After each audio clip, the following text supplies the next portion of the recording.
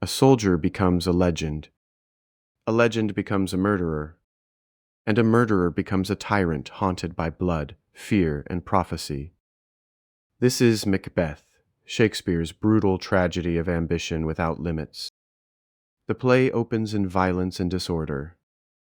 Scotland is at war, and the kingdom is fighting to survive against rebellion and invasion. In the middle of this chaos, Macbeth emerges as a hero. He is introduced not as a villain, but as one of Scotland's greatest warriors, fearless in battle, loyal to his king, and admired for his courage. Reports of his valor reach King Duncan, who praises Macbeth as a noble defender of the realm. That beginning matters because Shakespeare does not give us a monster from the start. He gives us a man who is honorable, respected, and full of promise. Macbeth's fall is tragic precisely because he begins so high. He is not born evil. He becomes it through choices, temptation, and surrender to his darkest ambitions. Even before the supernatural enters the story, Macbeth is already asking a powerful question. How can someone who seems so great become so destructive? The answer unfolds through a chain of prophecy, persuasion, fear, and bloodshed. What begins as triumph on the battlefield will end in spiritual ruin. Macbeth wins honor in war, but he will soon lose something far more important than power: his conscience. On their way back from battle, Macbeth and Banquo cross a wild and desolate heath. There they encounter 3 witches, strange and unsettling figures who seem to stand outside the normal world. Their words are brief, but they strike with terrifying force. They greet Macbeth by his current title, then by a second title he has not yet received, and finally with the prophecy that he will one day become king. To Banquo, they offer something equally mysterious. He will not be king himself, but his descendants will rule. At first, the encounter feels unreal, like a dark riddle spoken into the wind. Macbeth is startled, Banquo is skeptical, and neither fully understands what they have just heard. But then news arrives that Macbeth has indeed been given the second title the witches predicted. In an instant, the impossible feels possible. If part of the prophecy is already true, then perhaps the rest could be true as well. This is the moment ambition awakens. Macbeth does not seize the crown yet, but the idea takes root in his mind. Shakespeare shows how dangerous temptation can be when it attaches itself to destiny. Macbeth begins to imagine a future in which he is king, and once that vision enters his thoughts, it becomes difficult to banish. The witches do not command him to kill. They do not force him into evil. They simply open a door in his imagination. That is what makes the prophecy so dangerous. It does not create Macbeth's ambition from nothing, but it feeds it, gives it shape, and makes it feel justified. Banquo hears the same supernatural voices, yet responds with caution. Macbeth, however, is already beginning to drift inward, away from loyalty and toward desire. The seed has been planted, and it will grow into something fatal.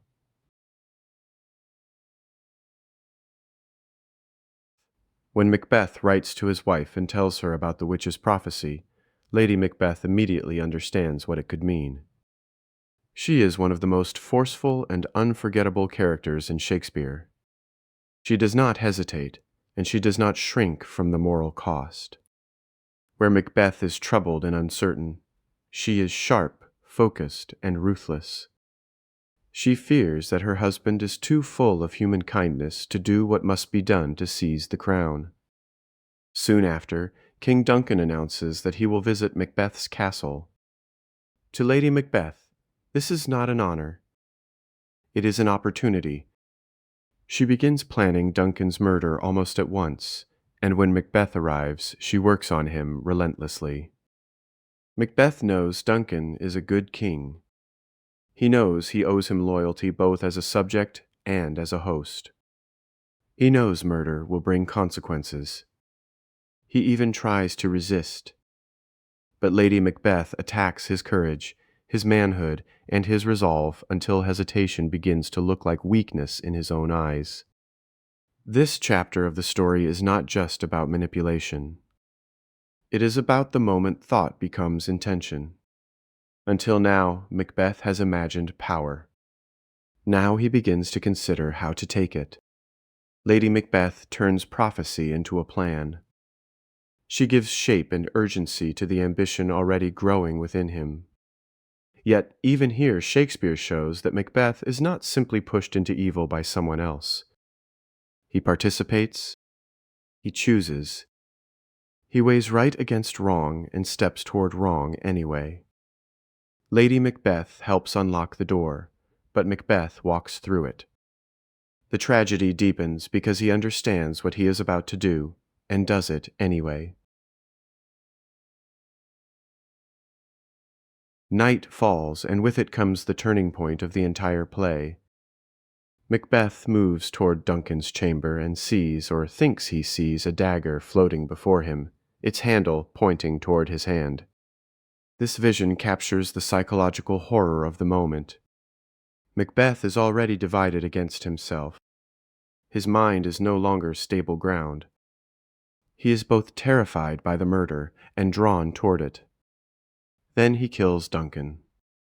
In a single act, Macbeth gains the one thing he thought he wanted most. But the murder does not make him stronger or more secure. It fractures him. Almost immediately, he is shaken by guilt, fear, and spiritual dread. He hears voices. He fixates on blood on his hands. He cannot return calmly to the scene. Lady Macbeth, who seemed so composed before, has to take control and finish the staging of the crime herself. The murder of Duncan is the central moral wound of Macbeth. It is the point at which ambition crosses into irreversible action. Up to now, Macbeth has been capable of turning back. After this, there is no easy return to innocence. Duncan's sons flee for safety, and suspicion falls on them, allowing Macbeth to take the throne. Outwardly, he has succeeded. He is now king. But Shakespeare's irony is devastating. Macbeth commits murder to gain security, and the murder destroys any chance of security. He has the crown, but he cannot enjoy it.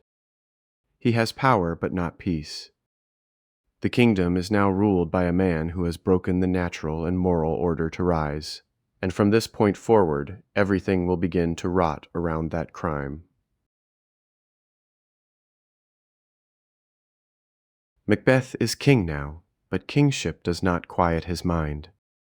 Instead, fear expands to fill every space where triumph should have been.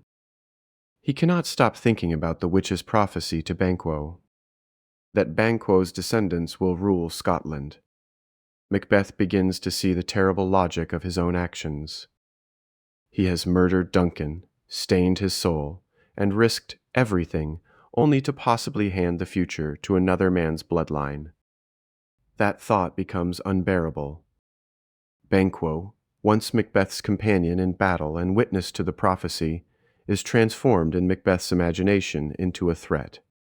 This is one of the most important changes in the play. Macbeth no longer kills only because he is pressured or cornered. Now he acts on his own, arranging the murder of Banquo and Banquo's son Fleance. He is becoming more autonomous in evil, less hesitant, and more willing to use violence as a tool of rule. The murderers kill Banquo, but Fleance escapes. Once again, Macbeth's attempt to secure the future fails. Violence solves nothing. It only creates new dangers. The prophecy still lives, and Macbeth's fear only grows sharper. What Shakespeare shows here is that evil does not satisfy ambition. It multiplies anxiety. Macbeth thought one murder would solve his problem. Instead, it creates a world in which every person becomes a possible rival, every prophecy becomes a threat, and every relationship becomes infected by suspicion. The crown has not made him powerful in any true sense. It has made him paranoid. He is no longer ruling the kingdom. He is defending stolen power against shadows. The psychological cost of Macbeth's crimes explodes during the banquet scene, one of the most famous and haunting moments in the play. Macbeth has Banquo killed, and then tries to carry on as king, presenting an image of order and authority before his guests. But when he looks toward Banquo's place at the table, he sees Banquo's ghost sitting there. Whether the ghost is supernatural or a vision born from guilt, its dramatic meaning is clear. Macbeth cannot escape what he has done. The dead return, if not in body, then in conscience. He speaks to the ghost in terror while his guests look on in confusion and alarm. Lady Macbeth tries to explain away his behavior, but the damage is done. The image of the strong and composed ruler collapses before the court. From this point forward, Macbeth is not simply a guilty man. He is a ruler unraveling in public. Fear has entered not only his private thoughts, but his outward behavior.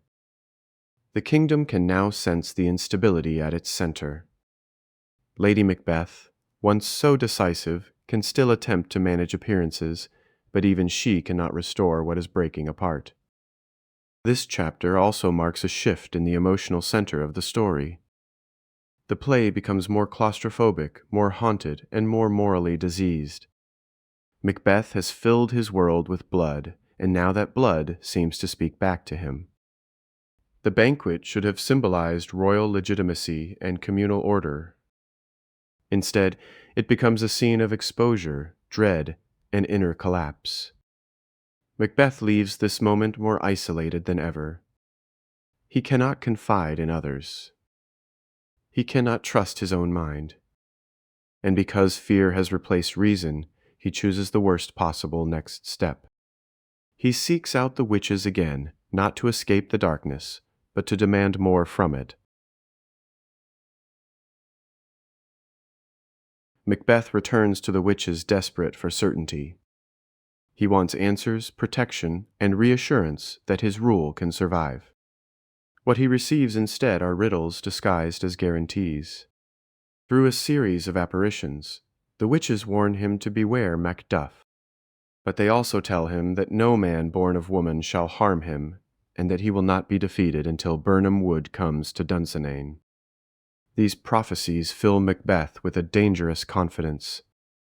He hears in them what he wants to hear: invincibility. He assumes all men are born of women in the usual way. He assumes forests cannot move. So although he is warned about Macduff, he convinces himself that he is effectively untouchable. The witches have not truly made him safe. They have made him reckless. This is one of Shakespeare's sharpest insights into self-deception. Macbeth does not just believe prophecy. He interprets it in the most comforting way possible. He takes language that should inspire caution and turns it into permission for greater brutality. When he learns Macduff has fled, Macbeth responds not with restraint, but with vengeance, ordering the slaughter of Macduff's wife and children. That crime matters because it shows how far Macbeth has fallen. Duncan's murder was horrifying, but at least it was tied to ambition and the throne. The murder of Macduff's family is colder, pettier, and more openly tyrannical.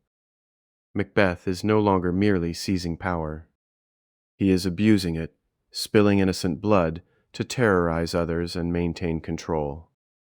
By now the kingdom suffers under his rule. Nobles turn against him. Scotland becomes a place of grief, fear, and oppression. Macbeth still wears the crown, but he has lost all moral legitimacy. The prophecies that seem to protect him are actually leading him toward destruction because they encourage him to act like a man beyond consequence. While Macbeth sinks deeper into tyranny, forces gather against him. Malcolm, Duncan's son, joins with Macduff and others who want to restore Scotland. Their resistance is not only political, but moral. Macbeth's rule has become a sickness in the kingdom, and the nation longs to be healed. What began as one man's private ambition has become a public nightmare. At the same time, Lady Macbeth begins to collapse under the weight of everything she once tried to control. Earlier in the play, she seemed stronger than Macbeth, more ruthless, more prepared to silence conscience. But guilt does not disappear simply because it is denied. In one of the play's most tragic reversals, she is seen sleepwalking, reliving the murders in fragments of speech, rubbing at invisible blood on her hands as if it can somehow be washed away. Her mind, like Macbeth's, has been broken by the violence she helped unleash. As Malcolm's army advances, Shakespeare stages one of the most famous fulfillments of prophecy in literature. The soldiers cut branches from Birnam wood and carry them as camouflage, making it appear from a distance that the forest itself is moving toward Dunsinane. The impossible begins to happen. One of the promises Macbeth trusted is suddenly turning against him. For the first time, Macbeth senses that the words he relied on may not mean what he thought they meant. Confidence starts to crack. The supernatural language that once made him feel chosen now makes him feel trapped. He sees that fate may not have been offering protection at all. It may have been luring him toward a false sense of mastery, while his downfall gathered step by step around him. This chapter is the tightening of the tragedy. The walls close in. The kingdom rises. Lady Macbeth is lost to guilt. The prophecies begin to reverse. Macbeth, who once seemed unstoppable, is now a man surrounded by the consequences of everything he chose. In the final movement of the play, Macbeth makes his last stand. Even now he clings to the prophecies, trying to believe that they still guarantee his survival. He fights fiercely, refusing surrender, still carrying the courage that once made him a great warrior. But that courage is now hollowed out by the cause it serves. He is fighting not for honor or justice, but for a throne built on murder. Then comes the final revelation. Macbeth confronts Macduff and boasts that no man born of woman can kill him. Macduff answers that he was not born in the ordinary way, but delivered by caesarean section. In that instant, Macbeth understands the truth. The prophecies were never simple promises. They were traps of language, technically true, but fatally misleading. He has built his confidence on words he did not truly understand. Macduff kills Macbeth. Malcolm is restored to the throne. The tyrant falls and order returns to Scotland. But Shakespeare does not let the ending feel merely triumphant. Too much has been lost. Duncan is dead. Banquo is dead. Lady Macbeth is destroyed. Macbeth himself, once noble and full of promise, has become the ruin of his own life. That is why Macbeth remains so powerful. It is not only a story about kings, witches, and murder. It is a story about what happens when ambition breaks free from conscience. The supernatural may spark the tragedy, but human choice completes it. Macbeth is offered possibilities, pressured by others, and deceived by prophecy, but again and again he chooses violence. In the end, Macbeth warns that power gained through evil cannot bring peace. It can only demand more blood, more fear, and more self-destruction. A hero becomes a tyrant. A marriage becomes a partnership in ruin. And a man who once seemed destined for greatness becomes a lesson written in darkness. Ambition without limits destroys everything it touches.